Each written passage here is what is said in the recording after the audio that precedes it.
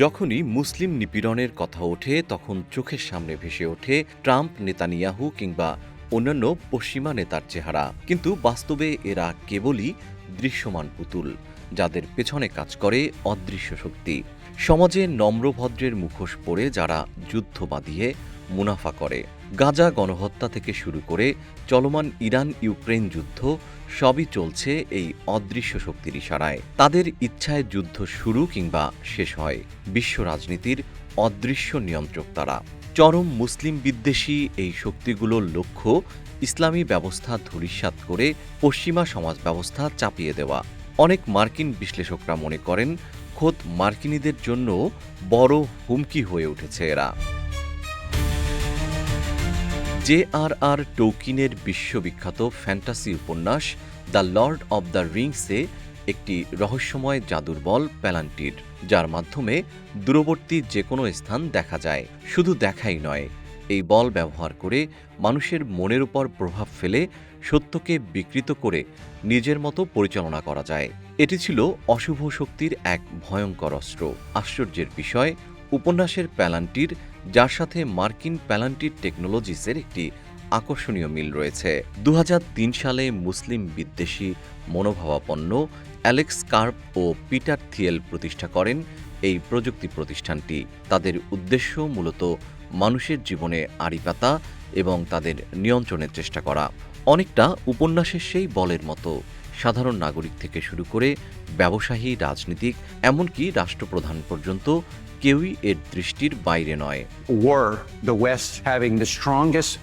নিরাপত্তা বিশ্লেষকদের মতে মার্কিন এই কোম্পানি গোটা পৃথিবীর তথ্য নিজেদের নিয়ন্ত্রণে নিচ্ছে। প্যালান্টিয়ার এখন পর্যন্ত বিশ্বের 50টিরও বেশি দেশের সরকার ও গোয়েন্দা সংস্থার সাথে চুক্তিবদ্ধ।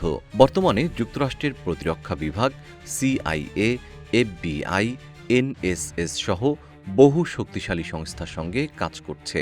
কেবল যুক্তরাষ্ট্র নয়, ইউরোপ, ভারত, অস্ট্রেলিয়া, জার্মানি, এমনকি ন্যাটো এখন তাদের AI নির্ভর প্রযুক্তি ব্যবহার করছে। ঠিক যেমনভাবে উপন্যাসে প্যালান্টির জাদুবল অন্ধকারের শক্তিকে সাহায্য করত, তেমনি বাস্তবের এই প্রযুক্তিও হয়ে উঠছে আধুনিক দুনিয়ার অদৃশ্য শাসক, যার জন্য প্রশ্ন উঠছে, পৃথিবী আসলে চালাচ্ছে কারা?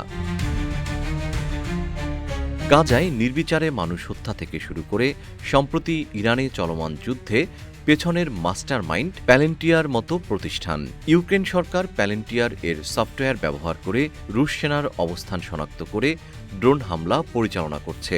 যুদ্ধে প্রযুক্তির এমন গভীর ব্যবহারে প্যালেন্টিয়ার এখন একটি আধাসামরিক সফটওয়্যার সংস্থা হয়ে দাঁড়িয়েছে, যাকে বলা চলে প্রাইভেট গোয়েন্দা সাম্রাজ্য, যা ধীরে ধীরে রাষ্ট্রের নিয়ন্ত্রণ ছিনিয়ে নিচ্ছে।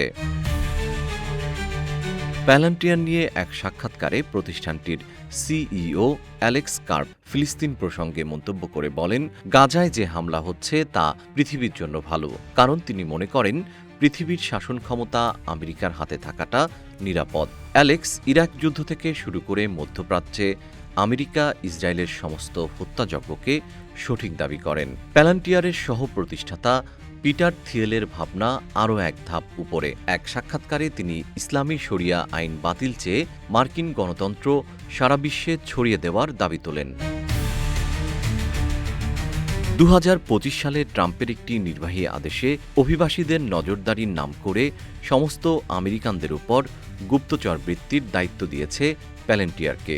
বহু গবেষক বলছেন, প্যালেন্টিয়ার এখন কেবল একটি কোম্পানি নয়, বরং এটি এক প্রকার ডিজিটাল শাসক, যার ফলে রাষ্ট্রগুলোর শাসন ক্ষমতা এখন প্যালেন্টিয়ার এর অ্যালগোরিদমের হাতে চলে যাচ্ছে। সেই দিন আর বেশি দূরে নয় যখন রাষ্ট্রক্ষমতায় কে থাকবে, কে থাকবে না তা ঠিক করবে প্যালেন্টিয়ারের মতো প্রতিষ্ঠান। GM শিহাব, রূপালী বাংলাদেশ।